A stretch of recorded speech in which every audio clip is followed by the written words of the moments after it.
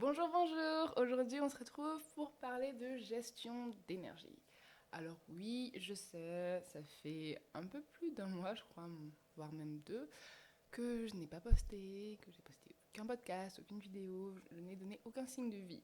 Je sais, je m'en excuse, mais ne t'inquiète pas, tout va bien. C'est juste que mes batteries étaient à plat, en fait, tout simplement, avec mon stage, etc., les examens, voilà, voilà. Donc, voilà, tout simplement. Et justement, en parlant de mon stage, bon, je vais pas te raconter comment ça s'est passé parce que c'est pas le sujet de la vidéo, mais c'est suite à mon stage que j'ai eu l'idée de cette vidéo. Tout simplement parce que pendant mon stage, si tu veux, je commençais à 8h, quelque chose comme ça, et je finissais à 17h, 17h30, et des fois un peu plus tôt. Donc en soi, c'est des horaires totalement normaux, tu vois. Sauf que j'avais, comment dire, j'avais sous-estimé la charge de travail et l'énergie physique et mentale nécessaire. Je sais pas si tu vois ce que je veux dire.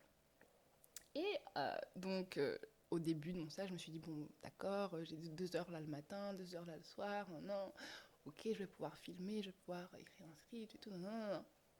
Tout va bien aller. Sauf que non, non, je pouvais pas. Certes, j'avais du temps, parce qu'en soi, oui, j'avais le temps, donc j'aurais pu gérer mon temps. Sauf que même en gérant mon temps, ben, je n'avais pas d'énergie, donc c'était super d'avoir ton temps, mais si t'as aucune batterie, ben, tu peux rien faire. Et donc, c'est à partir de ce constat que je me suis dit, ouais, en fait, non. Euh, ok, c'est cool. D'habitude, tu bases tout sur la gestion du temps. La gestion du temps, c'est super, mais ça a ses limites. Et en y pensant, là, je me dis, mais comment je n'y ai pas pensé avant? Parce que par rapport à l'alimentation, à chaque fois, je dis, oui, ça doit être holistique, ça doit être balancé, etc. Et tout, ben, pour la gestion de ta vie, ça doit être pareil. Mais j'avoue que je n'y ai pas pensé. Et quand j'y pense, finalement, gérer son temps, c'est bien, mais gérer son énergie, je sais pas si c'est mieux. Il faudrait peut-être peser le pour et le contre.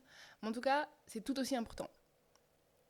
Et je dirais même que, bon, peut-être que je m'avance un peu, mais je dirais même que c'est mieux. Regarde, en soi, notre temps est fixe. Ce que je veux dire par là, c'est qu'on a tous 24 heures. On ne peut pas se rajouter 1 heure en plus ou 2 heures en plus dans une journée. C'est pas possible. Alors que ton énergie, ben, des fois, tu peux avoir l'impression d'être à 200%, d'autres fois à 5%, d'autres fois à 300%. Donc, je vais pas dire qu'il n'y a pas de limite à ton énergie, parce que bien évidemment, on a tous, comment dire, une réserve d'énergie qui est limitée. Mais je trouve que par rapport à notre temps, elle est un peu plus flexible, tu vois. Et une autre chose aussi qui différencie la gestion du temps et la gestion d'énergie, c'est que ton temps, même si tu le gères bien, tu peux pas, comment dire, recréer du temps. Tu peux pas trouver du temps en plus.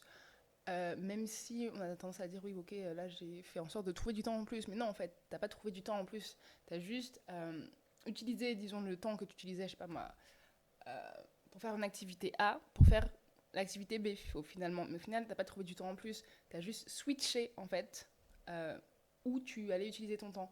Alors que avec la gestion d'énergie, ben, tu peux gérer ton énergie et tu peux tout simplement te redonner de l'énergie, regonfler tes batteries en, je sais pas, en dormant, en prenant un peu de sucre, en faisant telle ou telle activité, alors qu'avec le temps, c'est pas possible. Et un autre truc qui me semble vraiment, vraiment, vraiment important, comme je le dis souvent, il faut vraiment se focaliser, en tout cas c'est ce que j'aime faire, se focaliser sur ce qu'on peut faire, sur ce qu'on peut changer, sur notre cercle d'influence en fait tout simplement. Et ben malheureusement ou pas, bon c'est une réalité, mais pour la majorité d'entre nous, je pense, hein, j'espère que je m'avance pas trop, mais on n'a pas la totalité de notre temps à notre disposition. Je veux dire, si par exemple tu es étudiant, ben, de 8h à 18h, ben, tu es en cours. Si tu travailles, je sais pas moi, de 8h à 17h, ben, tu travailles. Bon, faut qu'on dorme un certain nombre de temps, faut qu'on mange un certain nombre de temps. Donc au final, après, ben, il ne nous reste plus beaucoup de temps. Alors que ton énergie, t'en fais vraiment ce que tu veux. J'ai envie de dire, si, disons, t'as envie de dépenser énormément d'énergie à aller faire du crossfit, et ben, tu peux le faire. Comme si t'as envie de dépenser moins d'énergie, tu vas faire, je sais pas moi, un peu de yoga par exemple. Donc c'est pour ça que je pense que, au final, c'est peut-être plus intéressant et même plus efficace, je dirais, de gérer son énergie. que de gérer son temps. Après, je pense qu'il faut bien évidemment faire un espèce de mixte des deux, mais bon, c'est la micro-réflexion que j'ai eue. Et donc, après t'avoir dit tout ça, ok, j'ai bien blablaté, mais concrètement, comment faire pour gérer son énergie? Ben, en fait, c'est comme ton temps. Tu vas faire la même chose. Allez, disons en 4 étapes. Donc, tu vas faire un état des lieux. Tu vas tout simplement identifier ce qui te donne ou ce qui prend ton énergie. Ensuite, tu vas comprendre pourquoi. Après avoir compris les raisons de pourquoi tu perds, pourquoi tu gagnes de l'énergie, etc., tu vas tout simplement mettre des actions correctives en place. Et enfin, tu vas tester en fait le système que tu as mis en place ou la méthode pour voir si ça fonctionne. Et ben si ça fonctionne pas ou s'il y a des choses pour améliorer, ben tu l'améliores, tu refais exactement les mêmes étapes, tu check, tu regardes, tu vérifies et voilà. Donc, commençons par l'étape numéro 1. Donc la première chose, comme je l'ai dit il y a quelques secondes, c'est d'identifier ce qui te donne ou ce qui te prend de l'énergie. Alors pour ça, sincèrement, il y a plein de méthodes que je n'ai pas regardées, j'avoue. Mais je suppose qu'il y a plein de méthodes, c'est comme tout. Donc ce qui serait intéressant, je pense, c'est idéalement, je pense qu'au début, idéalement, il faudrait écrire tout ce que tu fais, toutes les actions que tu fais et que tu les notes. Soit que tu les notes sur une échelle de 1 à 10, par rapport en termes d'énergie que ça te prend, ou par exemple simplement mettre plus, un plus quand ça te donne de l'énergie, ou un moins quand ça te prend de l'énergie. Mais c'est vrai que ça peut être fastidieux, parce que noter tout ce que tu fais, c'est un peu chiant, je pense. Donc peut-être pas forcément noter toutes les activités que tu fais, parce que ça peut être embêtant, mais en même temps, ça me semble pertinent. Mais peut-être tout simplement, pourquoi pas prendre, séparer ta journée en trois, disons le matin, l'après-midi et le soir, et faire un bilan. Donc le matin, je pense que tu te rappelles un peu des activités, plus ou moins si ça te a donné plus d'énergie ou si ça t'en a pris, et pareil pour l'après-midi et le soir. Après, je pense que vraiment ça, euh, c'est adapté à chaque personne. Mais je t'avoue que là, pour l'instant, je n'ai pas vraiment pensé à ça. C'est, comment dire, c'est un essai, on va dire. Donc, je n'ai encore rien fait. C'est juste une réflexion.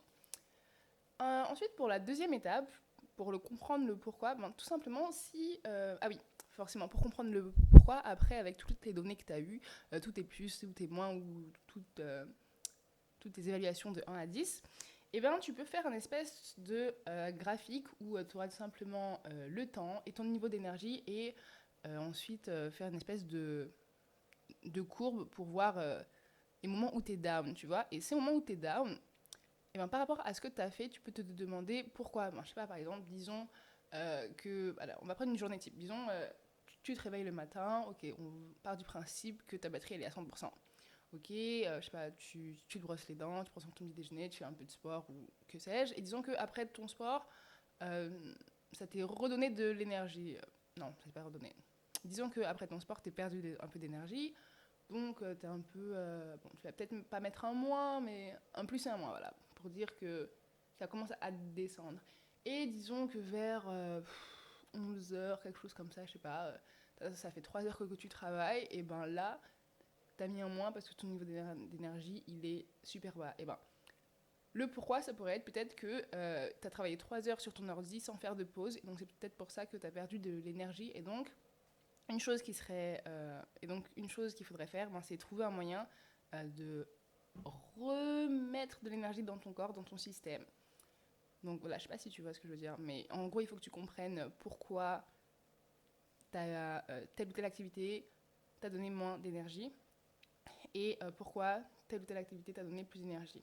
Ensuite, la troisième chose, c'est de mettre en place une action pour arranger ça.